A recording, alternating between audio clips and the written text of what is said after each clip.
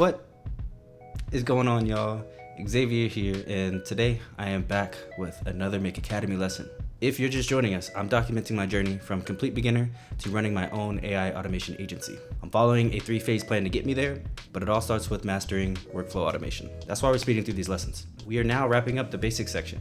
We just finished learning about text aggregators. Today, I'm going to be covering the final assessment of this section, which is 20 questions. And then I'll introduce our next course, which will be the first intermediate course that we're taking in the Academy. Don't want to make this video too long, so we won't be going into the course, but I will introduce it and show you where you can find it. If you want the full breakdown of my business plan, I'll put that video up there, as well as in the description below. But without further ado, let's get into today's lessons. Okay, so we're back in the Academy. We are in this basic section. Still, this is the last course, which is just the assessment. So once we finish this course, we'll be done with the basic section, and then we can move on to the intermediate section, which is another 1, 2, 3, 4, 5, 6, 7 courses, or 6 with an assessment at the end, and then we just have the advanced course as well. Anyways, basic section, final assessment. I have it pulled up right here. 20 questions, 80 is passing, so I'm gonna just click start. We have an introduction here that we don't really need to read, just need to know 16 is passing. This has information on every course in the basic section. So yeah, we're just gonna try to get, let's say, 90%. I think that's like 2 questions missed or something like that. So, easy if you know what you're looking at, but hard enough to make it a challenge, right? So I'm gonna go to mark this task as complete. And here we are in the actual course. So let's get right into it. All right, question 1. How would you format the number to appear as this? So we have 2 decimal points. So the first number is going to have to be a 2, which is B or C. Then we have our decimal point separator as a comma. So the next one will have to be a comma, which it looks like B. And then our thousands place separator is a period. So it should be 2, comma, period after this number, which looks like B. 2, comma, period, yeah. So let's do B. Great. Which of the following describes an array? A structured list of objects, a structured single object, or an unstructured single object? Yeah, some of these questions are gonna be repeating from the end of course assessments. So I believe it's a structured list of objects. Great. Question 3. Alex is creating a scenario that needs to perform several actions. He needs the scenario to identify users who live in France, email the users notifying them of a change in their service, and update his records to reflect they have been contacted. Which 3 module types would he use for this automation? Let's see what we got here. Action clear a cell, no. Action copy a sheet, I don't think so. Action delete a sheet, no. Action send an email, we are sending an email. Updating a record and identifying a user. I'm assuming the identify users will be a search. I'll just do search rows. And then we also need one for updating a record. I'm gonna say update a row. Let's see. Awesome. Which of the following are basic data types? I think this one got me last time. I think it's Boolean, number, let me think. Data types are the way they take information and what you're able to do with that information, right? So I remember there's text data types for sure. Okay, yeah, I'm gonna go with number data types. Boolean, number, and text. Oh, dang, okay. I did think that date was a data type, but I thought I was just thinking of something else. Date is a data type.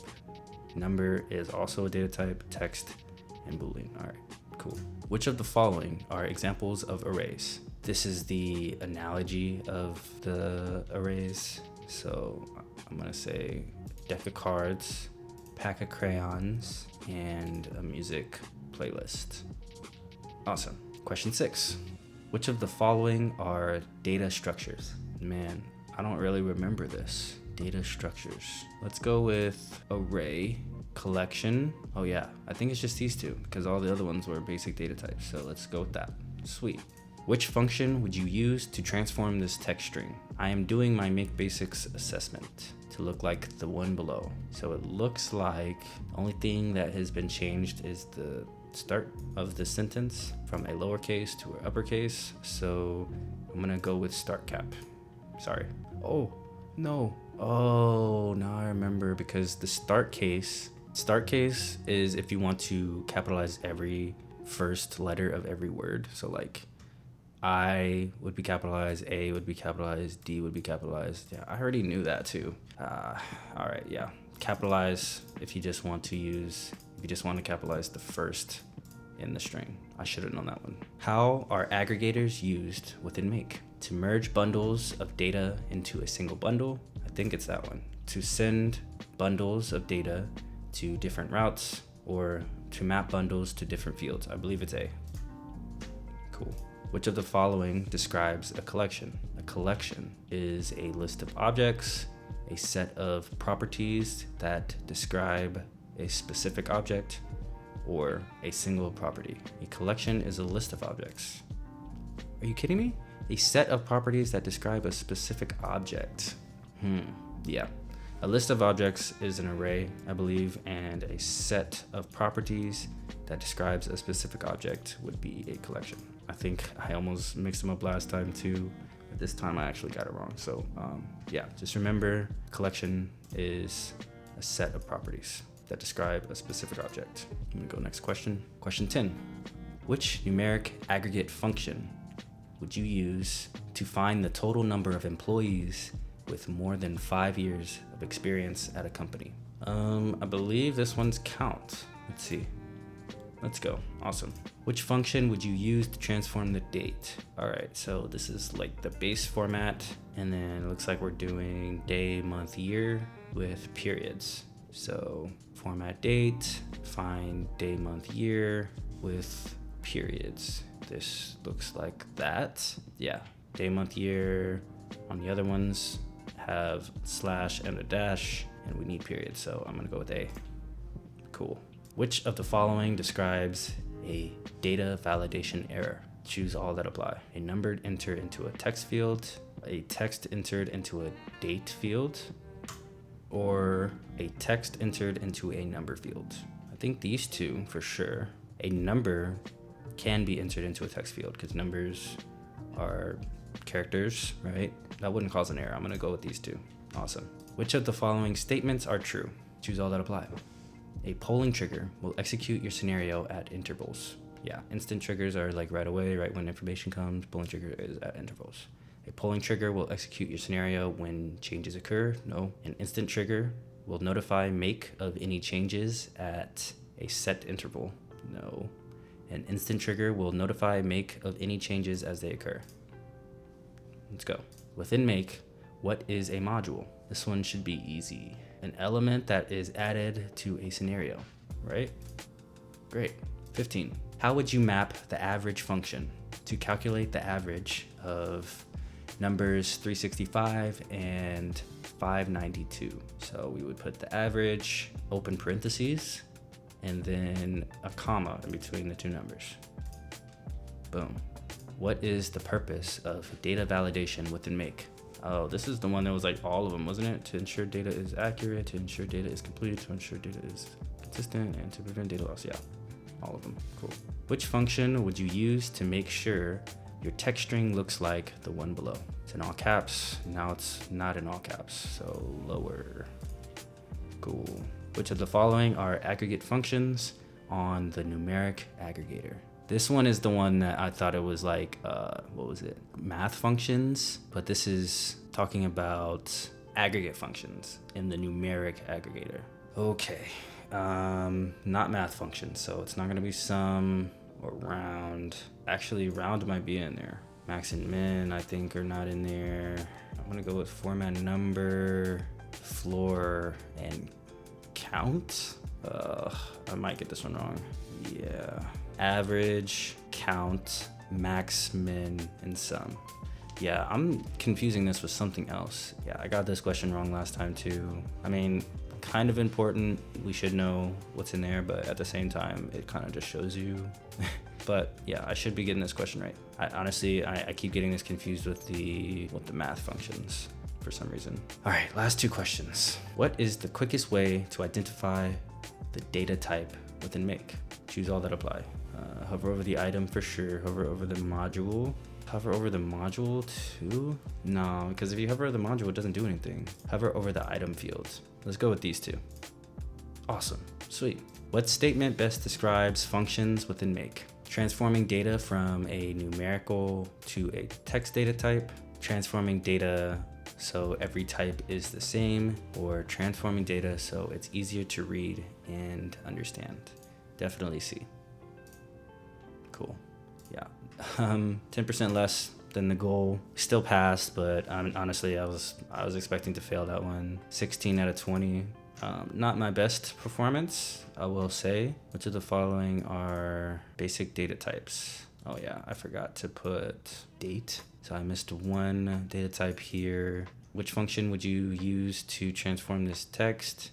I put star case, but it's supposed to be capitalized. Which of the following describes a collection? Not a list of objects, but something that describes a single property. I got that one confused with array. Which of the following are aggregate functions? The numeric aggregate, yeah, this is the one that was like average, sum, maximum. Yeah, it's just a list of things they have available when you're using this, the numeric aggregator. So I mean, it'd be cool to memorize what they actually have, but I mean, if you're using it, it'll be right there in front of you. So I mean, kind of just a guessing game on that one, but not terrible, but we can do better.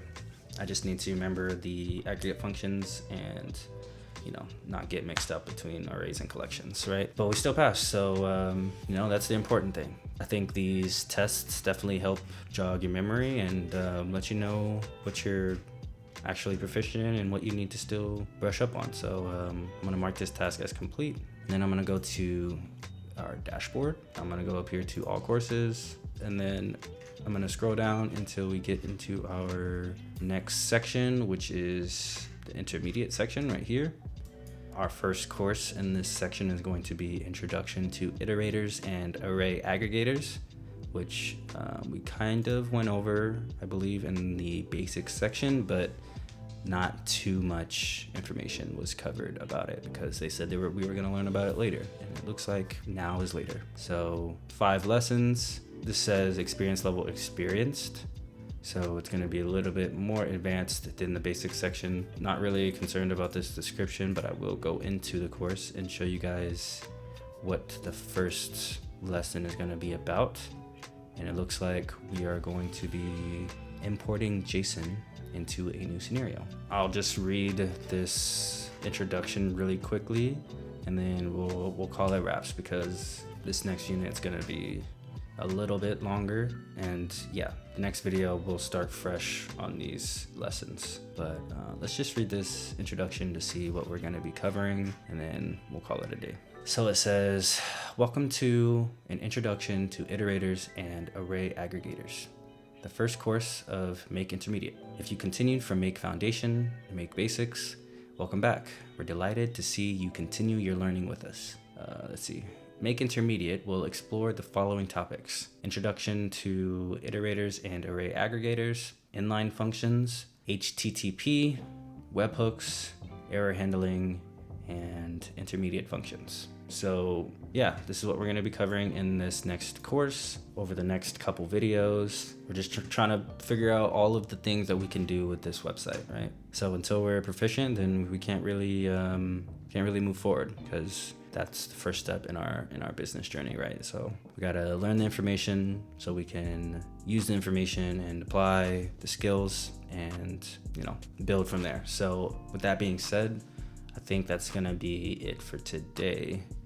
Yeah, so next video, we'll be jumping right into Unit 1, importing JSON into a new scenario. So that's gonna be it for today. So I've been noticing a shift in the AI community that I wanted to share with you guys. AI automation agencies as a business model are starting to kind of phase out as these tools get more and more advanced. And the whole goal of this channel is to position myself so I can be at the forefront of this new era of technology. I'm not gonna go too much into it right now because I'm working on a video that will explain everything. All you need to know right now is I'm not really set on a business model just yet, and I have some ideas on how we can position ourselves better in this AI gold rush. I'm just trying to remain flexible until I'm more certain that I'm taking this business in the right direction. But until then, I'll still be posting my progress and sharing my thoughts on the journey. But with that being said, I hope you enjoyed today's video. If you did enjoy it or you'd like to see more, please feel free to drop a like, comment your thoughts,